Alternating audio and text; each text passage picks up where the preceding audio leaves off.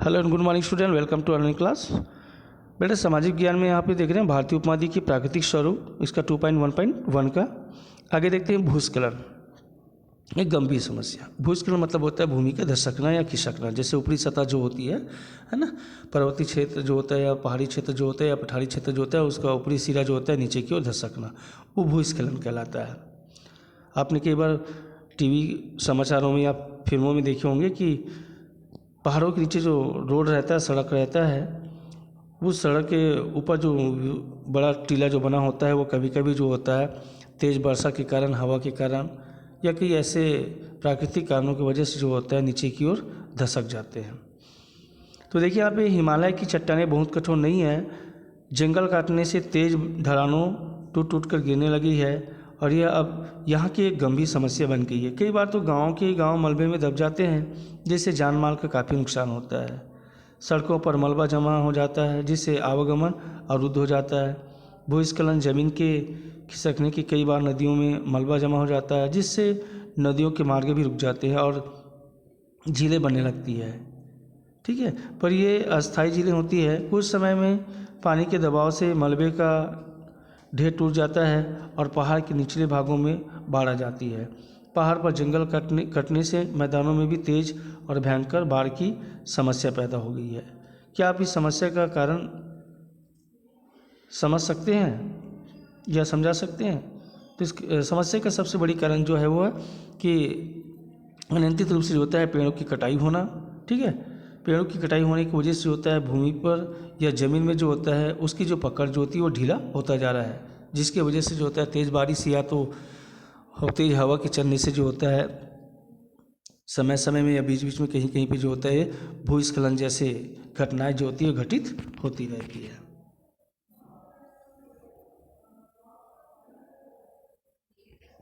आगे आपका पूर्वी हिमालय। पूर्वी हिमालय के राज्यों में कई कबीले जैसे नागा, मिजो, बोडो, मिसमी, मोनपा और तराव रहते हैं। ठीक है, इनके काम धंधों और रहन सहन के को देखते हैं। तो यहाँ पे देखिए चित्र 2.7 में देखने से पाते हैं कि हिमालय पर्वत का पूर्वी भाग बंगाल की खाड़ी के बहुत निकट है और बंगाल की खाड़ी की वाष्प भरी हवा इन पर्वतों पर घनघोर वर्षा करती है। यह प्रदेश विश्व की सबसे अधिक वर्षा वाले प्रदेशों में से है। इसके अधिकांश भागों में जो होता है 300 सेंटीमीटर से भी अधिक वर्षा होती है। विश्व में सबसे अधिक वर्षा मेघालय राज्य के मासीराम में होती है और यहाँ पर हर साल औसतन 11 से 87 सेंटीमीटर होती है। हम जहाँ रहते हैं वहाँ लगभग जो होता है 100 से 120 सेंटीमीटर तक होती है, यानी कि अपने यहाँ से लगभग 10 गुना से भी अधिक वर्षा मासीराम में होती है। आपको यह जानकर भी आश्चर्य होगा कि पूर्वी हिमालय में साल के 2-3 महीनों को छोड़कर बाकी समय वर्षा होती ही रहती है। मार्च के महीने में जब भारत के अन्य भागों में गर्मी पड़ने लगती है, तब उत्तर पूर्व में वर्षा शुरू हो जाती है। मई से सितंबर तक मूसलाधार वर्षा होती है। यहाँ पर केवल दिसंबर, जनवरी और फरवरी में बहुत कम बारिश होती है। गर्मी की ऋतु में लगभग वर्षा होने के कारण पूर्वी हिमालय में गर्मी अधिक नहीं पड़ती। अधिक ऊंचाई होने के कारण यहाँ कम गर्मी पड़ती है, लेकिन यहाँ सर्दी के मौसम में कड़ाके की ठंड पड़ती है। कहीं कहीं हिमपात भी होता है।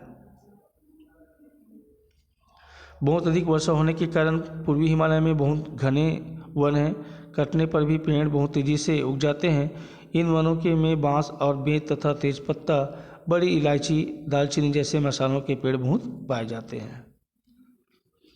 ये जो चित्र दिया गया अरुणाचल प्रदेश की बस्ती का, जहाँ पे दलदली वाला जो क्षेत्र होने की वजह से होता है यहाँ पे जो होता है लकड़ी से अपने मकान या आवासीय सब तैयार किया हुआ है।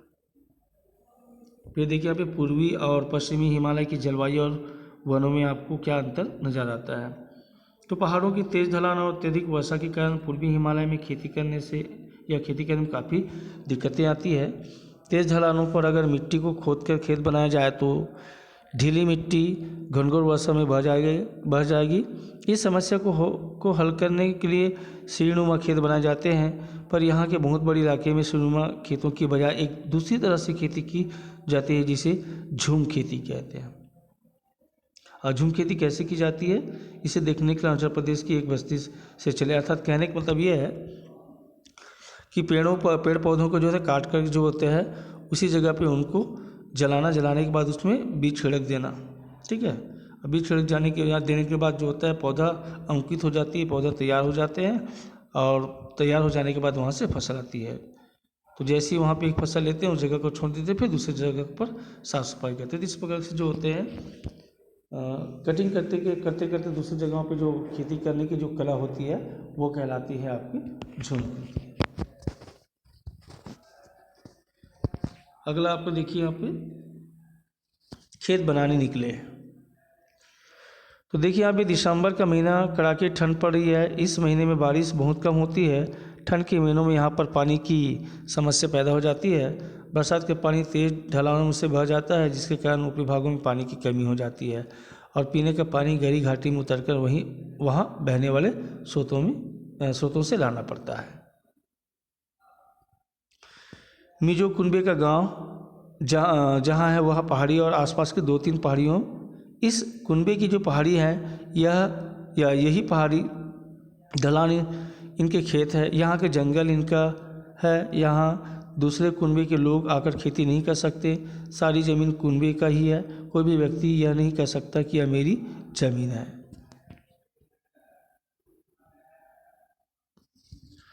हर साल दिसंबर के महीने में इस बस्ती के लोग इन पहाड़ियों पर किसी एक जगह खेत बनाते हैं। पिछले वर्ष जहाँ खेती की उस ज़मीन का क्या होगा, उस ज़मीन को परती छोड़ देते हैं ताकि उस पर जंगल उग जाए और उस ज़मीन पर 7-8 साल कोई खेती नहीं होगी। वहीं बांस और झाड़ियाँ और दूसरे पेड़ उग जाएंगे। 7-8 साल बाद शायद वहाँ फिर से खेती करेंगे। ठीक है, जिसको हम लोग परती भूमि भी कहते हैं। ये जैसे चित्र में दिया हुआ है झूम खेती के, ठीक कैसे किया जाता है। तो झूम खेती की तैयारी के लिए इसका सबसे पहले जो होता है उनके आसपास की घास को जो होता है जला दिया जाता है, जैसे साफ़ सफाई कर देते हैं, लकड़ी को काट दिया जाता है, फिर उस पर जो होता है बुआई कर देते हैं। तो इस प्रकार से जो खेती करने की जो प्रक्रिया जो है वो झूम खेती कहलाती है। यहाँ हम लोग देखेंगे झूम खेती की समस्याएँ। ठीक है, तो देखिए यहाँ पे झूम खेती की समस्या में क्या आती है कि आजकल लकड़ी की मांग बढ़ने के कारण व्यापार के लिए जंगल तेज़ी से कटने लगे हैं। इससे जंगल कम हो रहे हैं, आबादी भी बढ़ी है और झूम खेती के लिए पर्याप्त जंगल नहीं है। जहाँ 20 साल तक एक खेत को परती छोड़ते थे, अब सिर्फ 4 या 5 साल के लिए परती छोड़ रहे हैं। इस वजह से उस ज़मीन पर पेड़ बढ़ नहीं पाते और जंगल खराब होने लगे हैं। 3-4 साल में ही उस ज़मीन पर फिर से झूम खेती करने से पैदावार भी कम होती है। कई लोगों का यह भी मानना है कि झूम खेती के कारण जंगल नष्ट हो रहे हैं और यहाँ के लोगों को झूम खेती बंद करके ढलानों पर सीढ़ीनुमा खेत बनाना चाहिए। इससे एक जगह की पर स्थायी रूप से खेती कर सकते हैं और उन्हें हर साल नए जंगल काटने की ज़रूरत भी नहीं पड़ेगी। पर यहाँ तेज़ ढलानों पर सीढ़ीनुमा खेत बनाने में कुछ कठिनाई है। एक तो यहाँ की तेज़ ढलान पर सीढ़ीनुमा बनाना मेहनत और खर्चीली काम है। दूसरा यह कि सीढ़ीनुमा खेत बनाने में ऊपर की मिट्टी कट जाती है, इसलिए शुरू के कुछ सालों में पैदावार अच्छी नहीं होती।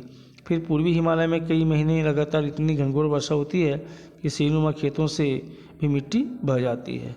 ऐसे कई कारणों से पूर्वी हिमालय के बहुत से हिस्सों में लोग आज भी झूम खेती ही कर रहे हैं।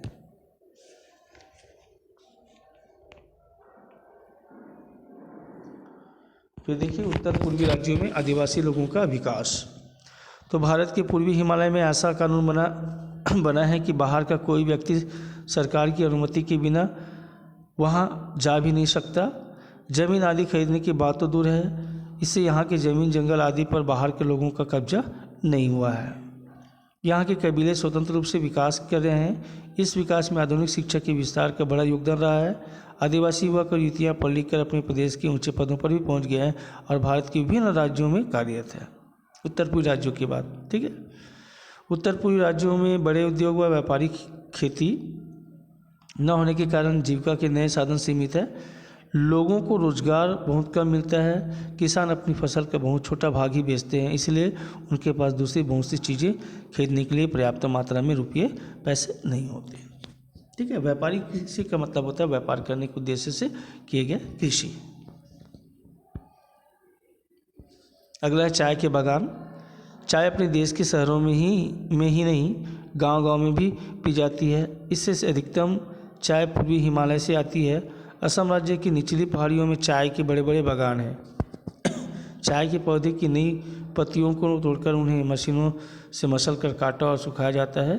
चाय असम की प्रमुख व्यापारिक फसल है। जो चित्र दिया गया है चाय के बागान का, ठीक है। तो ये रहा आपका 2.1.1 का लेक्चर, ठीक है। नेक्स्ट कल देखेंगे इसके आंसर क्वेश्चन का PDF, फिर उसके बाद 2.1.2 देखेंगे। Okay, that's all, good day.